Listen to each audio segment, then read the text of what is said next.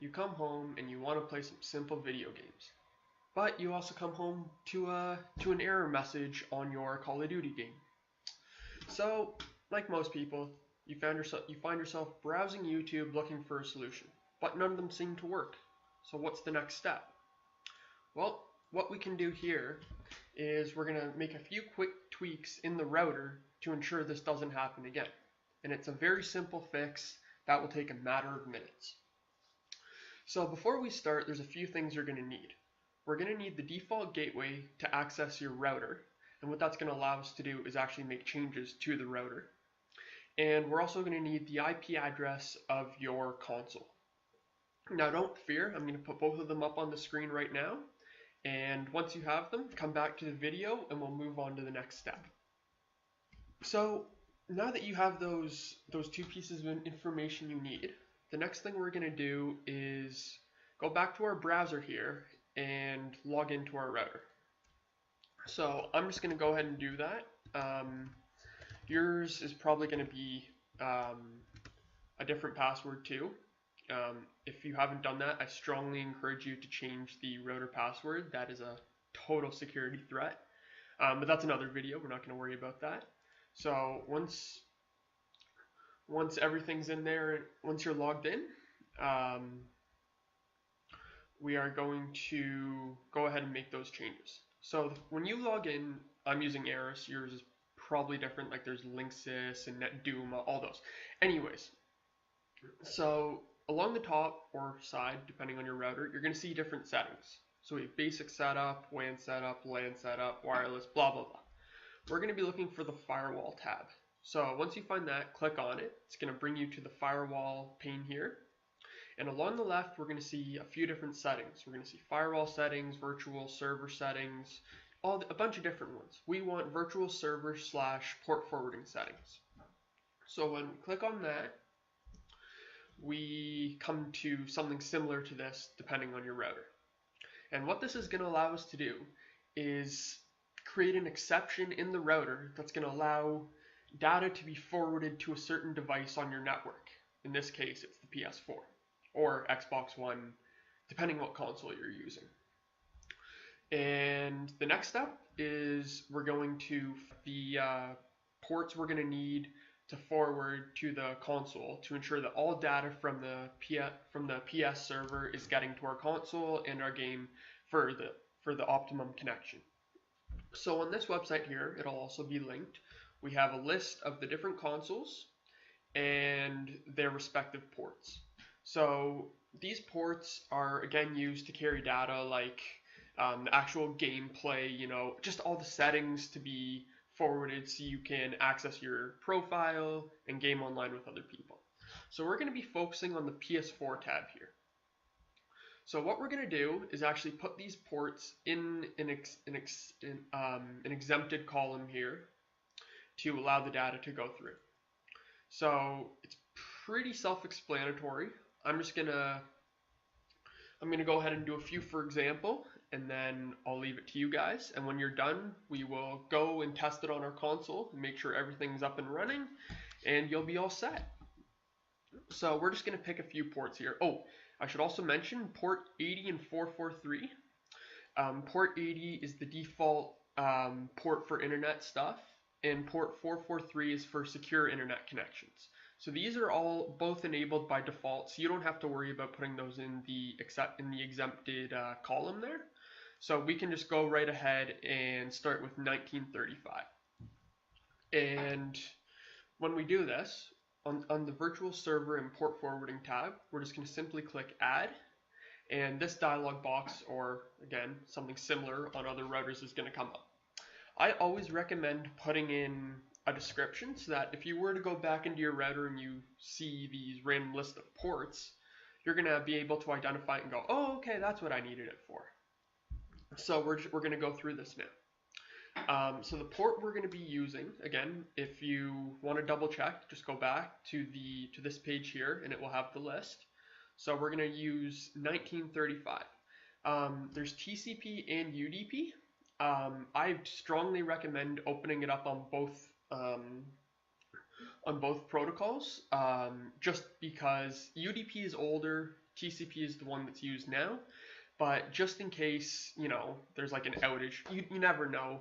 It's good. I just like having it open on both, and it always ensures the best connection. So I'm going to open port 1935 on TCP and UDP. But if you're not comfortable with that, you can do it respectively and just follow this word for word. So I'm going to go ahead and put 1935 in here. And this is so you can open a range of ports. You could have 1935 to 10,000, for instance. So you could open as many ports as you want. But it's good to only open the ones you need, because every port you open is another way for an attack to come in. So you only want to open the ones you need, and beside format, you'll see TCP, UDP, and both. I'm going to choose both because I strongly believe that's the best way to do it, but it's up to you. So then you're going to put in the IP address of your PlayStation 4 so the packets know where to go. And mine is 192.168.0.11. Yours is probably different, but as long as you have the correct address in there, it will know where to send those packets. And the local ports, if you have it, is the exact same as inbound ports. It's just for local ports, don't worry about it. So you just have to put in the same port, the same ports you're opening. And once that's done, it'll simply add it. And when it's done, you're going to see this here. So it'll have description, PS4, inbound port, 1935, type. So this is under type, this is TCP and UDP. And that's just which ones you opened it up for. Mine will be both, and then it'll have the IP address. So I'm going to do one more for example, but that's pretty much all there is to it. Just throw this one in there with it. So you can do a range. So actually, for example, we'll do this. So we're going to open up 3478 to 3480. So we're going to go back over here to our router. We're going to click add, and we'll do the same thing. I'll do PS4 again, and then we're going to do 3478 to 3480. And those are just the ports it's going to open up again. We're going to select both because back on the tab here, we do see that it is both TCP and UDP we need open for that. And then again, we're just going to enter in the IP address of our console. So mine's 192.168.11. And then again, same ports, 3478 to 3480. Now when that's all done, we're just going to hit save. And then when that's done, it'll show up here and you're well on your way. So those are the ones I'm going to do for example. Go ahead and finish it off following the list provided. And when we're done here, we'll head over to the PS4 and make sure we can connect to the online servers and find a game. So we'll see you in a minute. Just one more thing I wanted to mention before we move on to the console part of the video is if you're having trouble with the PlayStation Network itself, not just the Call of Duty game, but the entire network, this part right here where it says PlayStation Network, you can also add these ports into your virtual server / port forwarding exceptions, and that will resolve most issues you're having with the PSN servers and allow you to access the store or games or any other settings you're having trouble accessing due to PlayStation Network errors. So again, we'll see you guys in a minute. So welcome back to part 2 of our video here. So as you can see, I'm back on my PlayStation home screen. And what we're going to try to do now is go into Infinity Warfare and see if we can connect. It'll fix it, guaranteed. Alright, so if we go down to multiplayer, it connected pretty much right away. And the one thing I do want to highlight here is if you see in the bottom right hand corner of your screen, your NAT type should have changed from moderate or even strict if you were having a lot of trouble, now to open, which means you're going to have better connections and just a better gaming experience overall.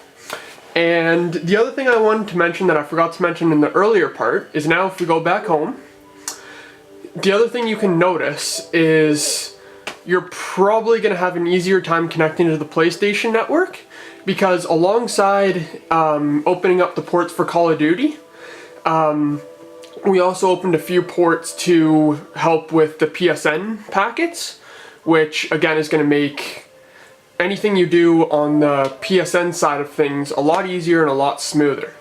So this should fix quite a few issues, and alongside that prevent further issues from occurring, because you've taken all the steps necessary to give yourself the best connection and the best opportunity to have packets go through to your console. So that's all I got for you in this video, guys. If this helped you, don't forget to drop a like. If you're new around here, of course, hit that subscribe button, and we'll see you guys on the next one.